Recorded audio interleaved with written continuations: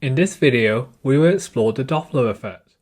We will represent the Doppler effect using wavefronts when either the source or observer is moving.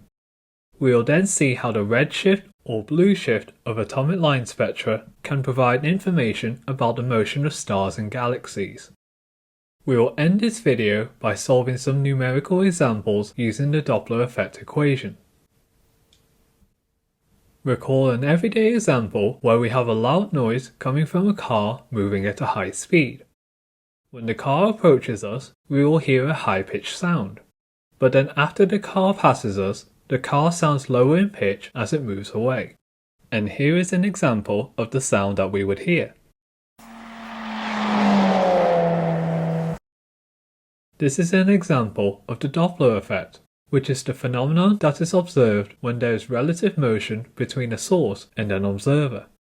The observer will perceive a different frequency from that emitted by the source. One application of the Doppler effect is the use of ultrasound in medical physics. Pulses of ultrasound are emitted from a transducer and are reflected back by the moving blood cells. The moving blood cells cause a shift in frequency of the ultrasound, and this measured change of frequency can be used to measure the speed of blood flow. This can then be used to diagnose many medical issues. The Doppler effect can be explained using wavefronts. Consider first a stationary source S emitting sound waves at a given frequency. If we have a stationary observer O, the wavefronts reach the observer at the same frequency as they are emitted. So they will measure the same frequency of sound that is emitted, and no Doppler effect is observed here.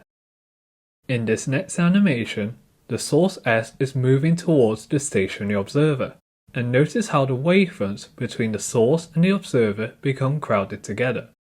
This means the wavelength measured by the observer is less than the wavelength emitted by the source.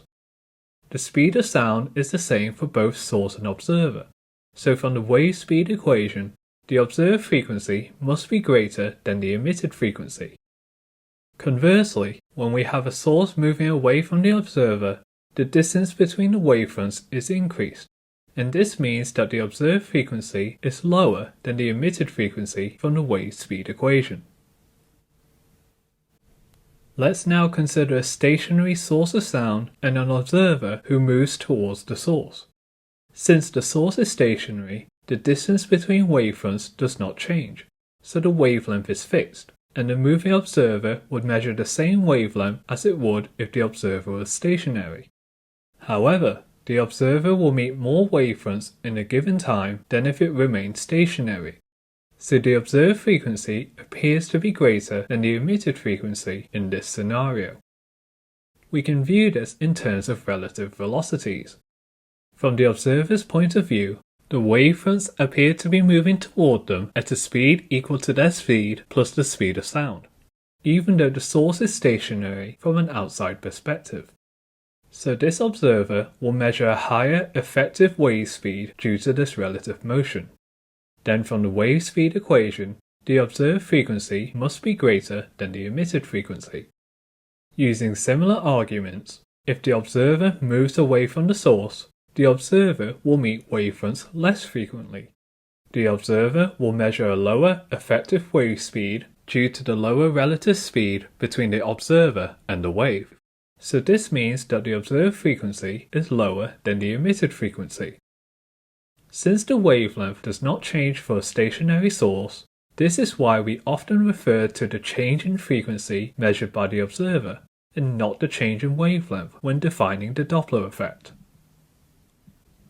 The Doppler effect also occurs for electromagnetic waves, and this is of particular importance in astronomy as it provides information of the motion of stars and galaxies in the universe. In this case, the speed of light is always measured to be 3 × 10⁸ meters per second, irrespective of the relative motion between source and observer. When the source of light, such as a star, moves away from Earth, then the frequency received by the observer decreases and the wavelength increases. This change to lower frequencies and larger wavelengths is called a redshift, and this can be seen through the use of atomic line spectra. These lines are characteristic of certain elements, and notice how the lines from the distant galaxy have the same overall pattern but are all shifted to the right towards the red end of the electromagnetic spectrum. This is why it is called a redshift, and this line spectrum shows that the galaxy must be moving away from Earth. Conversely, when a star moves towards Earth, the waves are blue shifted since their wavelengths become shorter and their frequencies are increased. The lines on the line spectra will all be shifted to the left towards the blue end of the electromagnetic spectrum. Then this is a blue shift and indicates that the source must be moving closer to Earth. To calculate the change in frequency or wavelength observed for a wave due to the Doppler effect, we can use the following simplified equation. This is an approximation of a more complicated equation, and applies when the speed of the source or observer is much less than the speed of the wave, as is normally the case for light waves. In this equation, v is the relative velocity between the source and observer, c is the speed of light in a vacuum, f is the emitted frequency, and then delta f will give the change in the observed frequency. Alternatively, if we are given the emitted wavelength lambda, then delta lambda will give the change in the observed wavelength. Let's now consider a numerical example. In this example, we want to calculate the speed of the moving galaxy. As we are given wavelengths, we begin by calculating the change in the observed wavelength, which we find to be equal to 36 times 10 to the negative 9 meters. We can then use the portion of the Doppler effect equation involving wavelength, and rearrange to calculate the relative velocity v. Remember that the wavelength in the denominator is the source wavelength in meters, which is 473 times 10 to the negative 9 meters in this case.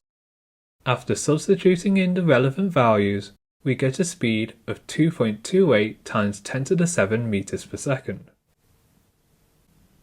This second example shows how the Doppler effect can be used to determine the speed of a car. In this situation, there is a double Doppler effect. The first shift is the stationary gun emitting waves to a moving car, so the car will observe a greater frequency. In the second shift, waves are reflected off the moving car with this greater frequency, so the car acts as a moving source towards the stationary radar gun, and the gun will detect an even greater frequency. Therefore, a factor of 2 is required in the Doppler equation due to the double shift. We can then rearrange for the velocity term and substitute in the known values. Completing this calculation gives us a speed of 22.9 meters per second. We will now provide a final summary of the key understandings from this video. The Doppler effect is the phenomenon that is observed when an observer perceives a different frequency from that emitted by a source, when there is relative motion between the source and the observer. Greater frequencies are observed when the relative motion between source and observer is towards each other, resulting in a blue shift of electromagnetic waves, while lower frequencies are observed when they are moving away from each other, resulting in a redshift of electromagnetic waves. To calculate the relative change in frequency or wavelength observed for a wave due to the Doppler effect, we can use the following simplified equation, which is best applied for light waves, and is true provided that the relative velocity between the source and observer is much less than the speed of light in a vacuum. This now concludes our video on the Doppler effect. Thank you for watching.